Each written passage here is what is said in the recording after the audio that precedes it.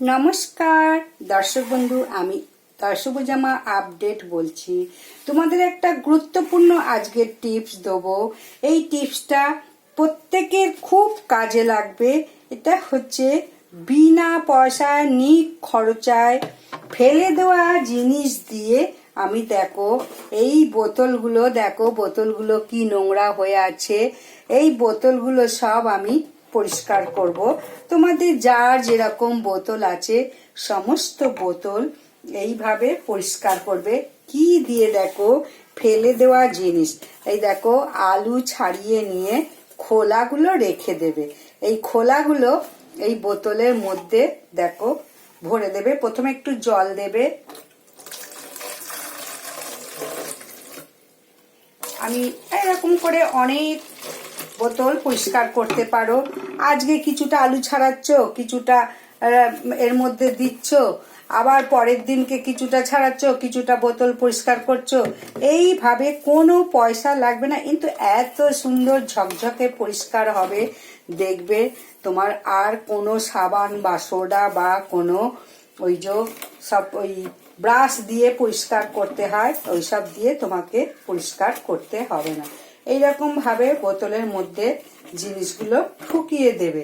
ঢুকিয়ে দিয়ে বেশি নয়, খুব কম দিলেই হবে।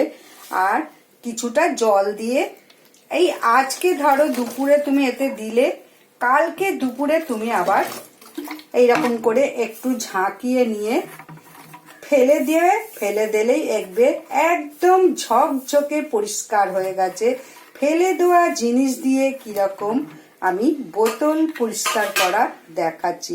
এই যে সাবান সোডা দিয়ে যদি তুমি বোতল পরিষ্কার করো, দেখবে একটা বিচ্ছিরি গন্ধ ছাড়ছে। সেই কারণে তুমি এইভাবে বোতলটাকে ঝাঁকিয়ে নিয়ে দুবার তিনবার ঝাঁকিয়ে নেবে।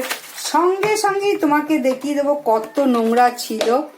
নোংরাটা নিশ্চয়ই দেখতে পাচ্ছ, একদম পরিষ্কার হয়ে যাবে।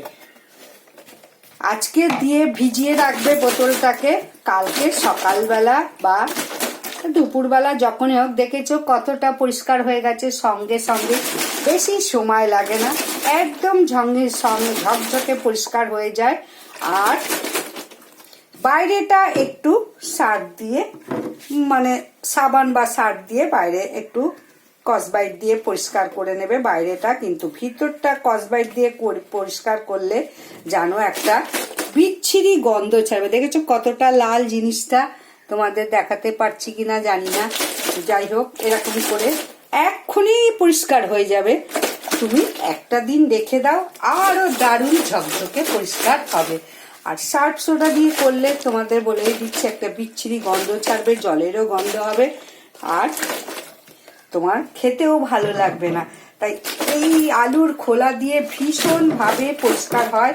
2 ঘন্টা ভিজিয়ে রাখলেও হবে, বেশি সময়ও লাগবে না, বেশি কষ্টও নয়। এরকম করে ভিজিয়ে রেখে দুবার এরকম করলেই তোমার একদম পরিষ্কার হয়ে যাবে, ঝকঝকে পরিষ্কার হয়ে যাবে। তোমাদের দেখাচ্ছি এইভাবে আমি বোতলটা পরিষ্কার করে নিয়েছি। এরকম করে সব বোতল আমি পরিষ্কার করে নিই। তাহলে তোমাদের আমি এখন দেখিয়ে দিলাম কিভাবে পরিষ্কার করবে। অবশ্যই এইভাবে বাড়িতে ট্রাই করো, দেখো অনেকটা পরিষ্কার হয়ে গেছে সঙ্গে সঙ্গেই। আর একটা দিন যদি রেখে দাও আরো ভালো পরিষ্কার হবে। আর বেশি এরকম করতে হবে না, 2 বার 3 বার 4 বার ঝাঁকুনি দিলেই তোমার বোতল একদম ঝকঝকে। এই দেখো আমি ঝকঝকে বোতল পরিষ্কার করা দেখিয়ে দিয়েছি। এই যে বাইরেটা শুধু একটু কসবাইট দিয়ে সার্ফ দিয়ে পরিষ্কার করবে, আর ভিতরটা এইভাবে করবে।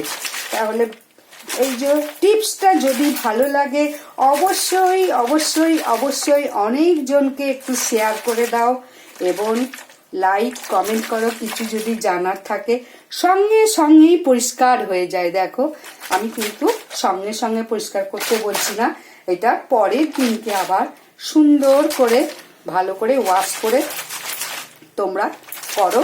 দেখো তারপরে আমাকে কিন্তু অবশ্যই জানাও পরিষ্কারটা হয়েছে কিনা।